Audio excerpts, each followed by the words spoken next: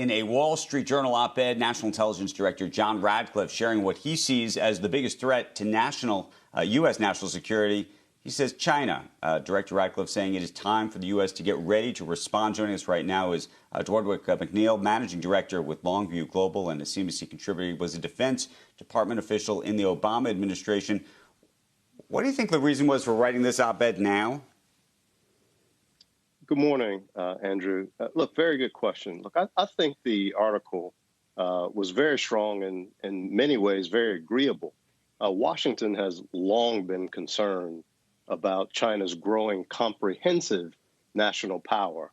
But the points in the article strike me as a message to either the uninitiated or the non-believers. And I think Washington is increasingly concerned that America's view of China largely remains one of a place of manufacturing, a place where you can invest and get investors. And there's not been a lot of fully comprehension or understanding around the threat that China poses, not just in a military sense of ships, planes, guns, but also from an economic sense. And China has used economic statecraft for quite a while to compete, to get ahead in ways that many people in Washington fear over the long term will create a problem. Let me ask you this, and we're going to have Tom Friedman in the 8 o'clock hour. Tom Friedman talked to Joe Biden, President-elect Biden, this week. And one of the things that Biden said was, he said, I'm not going to actually change any of the trade arrangements just yet. I need to wait to get leverage. Use the word leverage. What do you think would create that kind of leverage economically over China? Is there a possibility you could create leverage?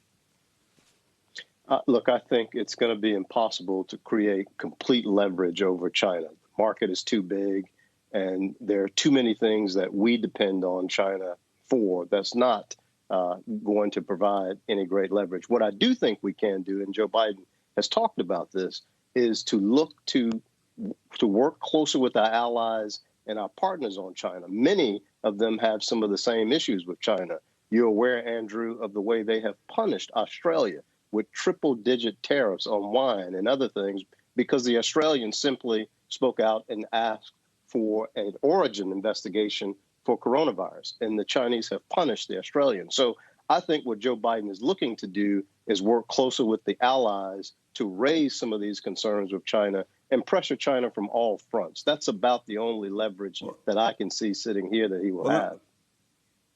Well, let me ask you a different question then. So Hank Paulson gave a speech about 2 weeks ago, and he talked about this idea that for many, many years we've been trying to there's been a reciprocity program at work here.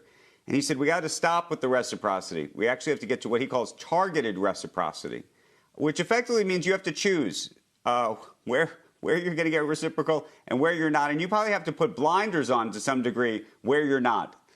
Where would you seek targeted reciprocity, and what would you be willing to give up? These are tough questions, Andrew. Look, I think there's some truism to what Hank Paulson said. Look, when it comes to innovation and technologies, things like AI, 5G, the new space, the fourth industrial revolution, the U.S. has to be able to compete, stay competitive, in fact, win in some of these spaces. So I would put a lot of my focus and attention there. I know there's a big political issue about bringing jobs back, old manufacturing types of jobs, and I understand that politically.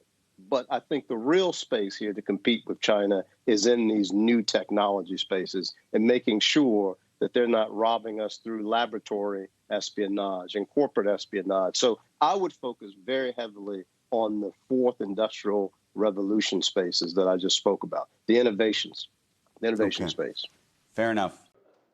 Shepard Smith here. Thanks for watching CNBC on YouTube.